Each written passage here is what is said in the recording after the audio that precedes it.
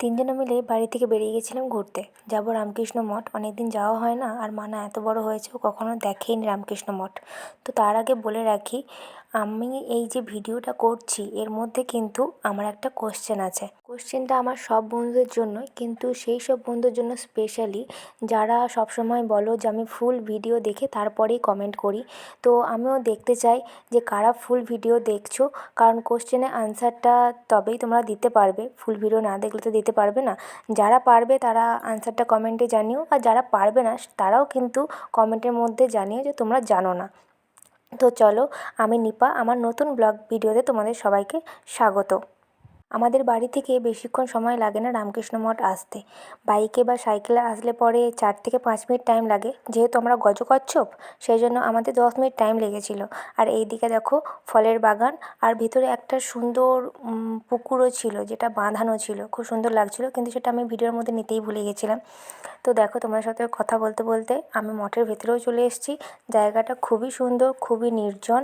আর তার আগে তো দেখলেই স্কুল ছিল, তো স্কুলের মাঠে ছেলেরা সবাই খেলা করছিল। আমরা এই জায়গাটা বেশিরভাগ সরস্বতী পুজোর সময়তে আসতাম, একটু বেশ ভালো ছবি টবি আসবে সেই জন্য বান্ধবীদের সাথে আসতাম। আর প্রায় 3 বছর হয়ে যাবে আমার এখানে আসা হয় না। আর মানা যখন বায়না করলো, তাই ভাবলাম যে চল তাহলে ঘুরেই আসি, বাড়িতেই তো বসে আছি। দেখো কত সুন্দর সুন্দর গাছ লাগানো হয়েছে, আর ওরা ভিতরটা দেখতে চললো। তো তার আগে তোমাদেরকে একটু বাইরের জায়গাটাও ঘুরিয়ে দেখাই। এখানে কিন্তু আরও অনেক বেশি ফুল গাছ লাগানো হয়। যেহেতু এবারে শীতটা খুব তাড়াতাড়ি চলে গেছে, তাই হয়তো ফুল গাছগুলো নষ্ট হয়ে গেছে। আর ওই দিকটা যে দেখছো, ওই দিকটা হচ্ছে সাধু নিবাস, মানে ওখানে মহারাজ সাধুরা থাকে। বাইরের কোনো মানুষ ওখানে প্রবেশ করতে পারবে না। কিন্তু মানা বায়না করছিল যে ভিতরে যাবে, কারণ ভিতরটা অনেকটা সুন্দর দেখতে লাগছিলো, ফুল গাছগুলো লাগানো আছে, বেশ পার্ক টাইপের দেখতে লাগছিলো। কিন্তু ওখানে তো বাইরের মানুষ কেউ ঢুকতে পারবে না। তো যাই হোক, ওকে বুঝিয়ে বলাই, ও আর কিছু বলেনি। আর এখানে দেখো ফুল গাছগুলো কত সুন্দর লাগছে, কত রকমের কাগজ ফুল, নানা রকম কালারের। আর এখানটা হচ্ছে গ্রন্থাগার। ঢোকার সময় তো তোমাদেরকে একবার দেখিয়েছিলাম। এখানে তোমরা চাইলেই সাহিত্যের বই এখান থেকে কিনতে পারো।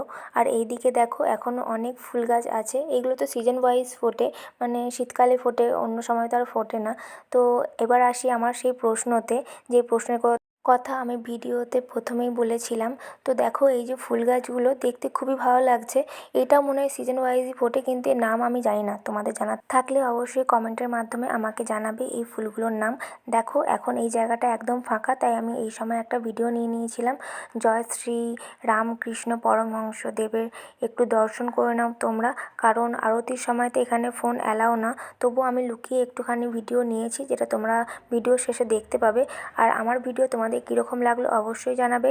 আমার প্রোফাইলে যারা নতুন বন্ধু, তারা আমার ভিডিওটি লাইক কমেন্ট শেয়ার করে দিও। আর যারা এখনও পর্যন্ত আমার বন্ধু নেই, তারা অবশ্যই আমার প্রোফাইলটিকে ফলো দিয়ে দিও। আর যারা আমার ভিডিওটা ইউটিউব থেকে দেখছো, তারা অবশ্যই আমার চ্যানেলটাকে সাবস্ক্রাইব করে দিও।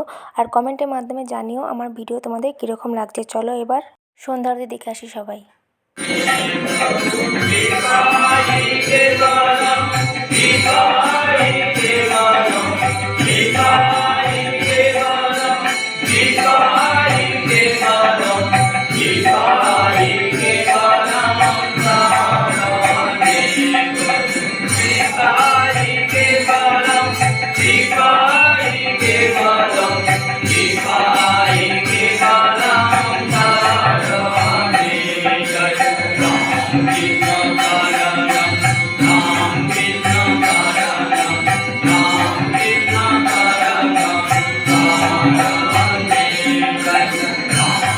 Ram